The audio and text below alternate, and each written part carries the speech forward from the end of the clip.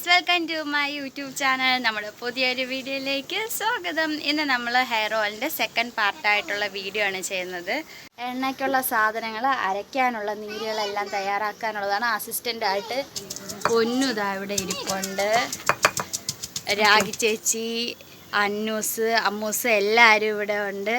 അപ്പം നമ്മുടെ വീഡിയോയിലേക്ക് പോയാലോ? ആരെങ്കിലും ആദ്യമായിട്ടാണ് കാണുന്നതെങ്കിൽ ചാനൽ സബ്സ്ക്രൈബ് ചെയ്യാനും വീഡിയോ ഇഷ്ടമായ ലൈക്ക് ചെയ്യാനും മറക്കരുത്. വീഡിയോയിലേക്ക് പോകാം. ചായച്ചെടുക്കുന്നത് രാമതുളസിയും ബ്രഹ്മിയും കൂടിയാണ്. നല്ലവണ്ണം പേസ്റ്റ് പോലെ അരയ്ക്കൊന്നും വേണ്ട, നമുക്ക് ചതച്ചെടുത്താൽ മതി. എണ്ണ കാച്ചുന്ന സമയത്ത് ഇപ്പോൾ അമ്മിക്കല്ലിലാണ് അരച്ചെടുക്കുന്നത്. മുടി കൊഴിച്ചിലിൻ്റെ പ്രധാന കാരണങ്ങളിലൊന്നാണ് താരൻ. അത് മാറാൻ നമ്മുടെ ഈ തുളസി സഹായിക്കും. രക്തയോട്ടം വർദ്ധിപ്പിച്ചുകൊണ്ട് തല തണുപ്പിക്കാനും തുളസിക്ക് സാധിക്കുന്നു.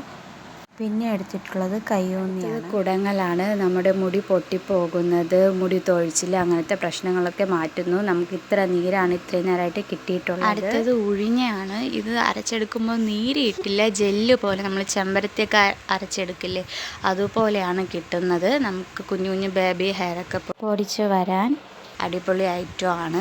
ആകാശവല്ലി എന്നാണ് മറ്റൊരു പേര്. നമ്മൾ ഉഴിഞ്ഞിനെ നല്ല പേസ്റ്റ് പോലെ അരച്ചെടുത്തിട്ടുണ്ട്. ഇത് നമ്മൾ നേരത്തെ അരച്ച അരപ്പിലേക്ക് ഇട്ട് കൊടുക്കുകയാണ് ചെയ്യുന്നത്. അവസാനം നമ്മൾ അരിച്ചെടുക്കും.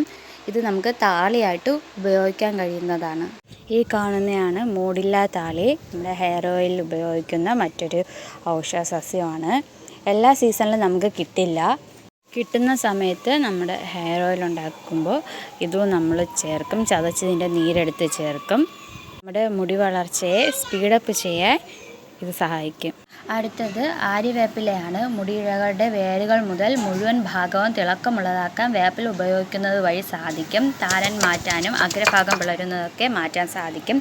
അടുത്തത് നമ്മുടെ എണ്ണയിൽ ഉപയോഗിക്കുന്ന മറ്റൊരു ഐറ്റമാണ് തുമ്പ. ഇതിന് നീര് കുറച്ചേ കിട്ടുള്ളൂ. നമ്മുടെ മുടിയിഴകൾ കറുക്കുന്നതിന് സഹായിക്കുന്ന ഒരു പച്ചില മരുന്നാണ് തുമ്പ. ഇതും നമ്മൾ സർവ്വസാധാരണമായി ഉപയോഗിക്കുന്നതാണ്.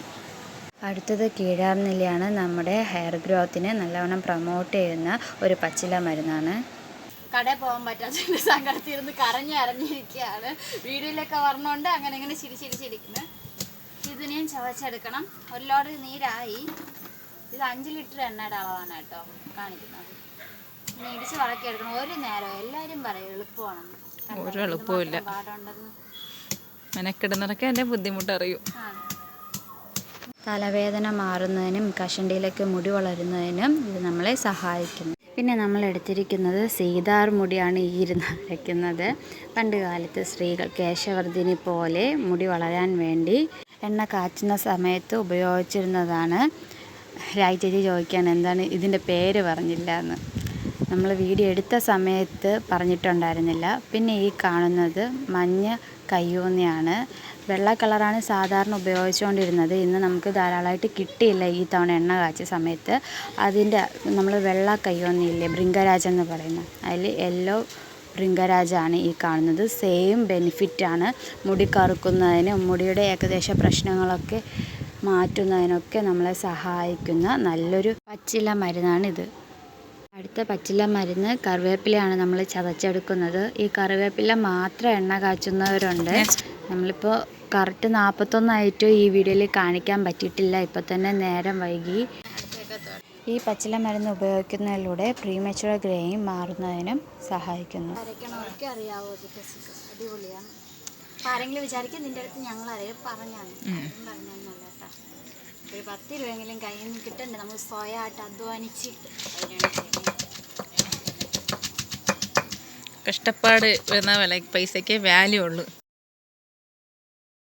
ഇപ്പോൾ സമയം 8 മണി കഴിഞ്ഞു. നേരം ഇനി വീഡിയോ എടുക്കാൻ പറ്റില്ല, കാരണം രാജേച്ചയ്ക്കാണ് വീഡിയോ എടുത്തുകൊണ്ടിരുന്നത്. അവർ പോയി. ഇനി മുരിങ്ങയില, കേശവർദ്ധിനി, മൈലാഞ്ചി ഇല, കറ്റാർവാഴ 4-5 ഐറ്റവും കൂടെ അരച്ചെടുക്കാറുണ്ട്. അപ്പോൾ എല്ലാം വീഡിയോയിൽ കാണിക്കുന്നില്ല. നാളെ ഇനി എണ്ണ ഇത് വറ്റിച്ചെടുക്കുന്നതും തിളപ്പിക്കുന്നതൊക്കെ കാണാം. ഇനി മറ്റൊരു വീഡിയോ കാണാം. ബൈ.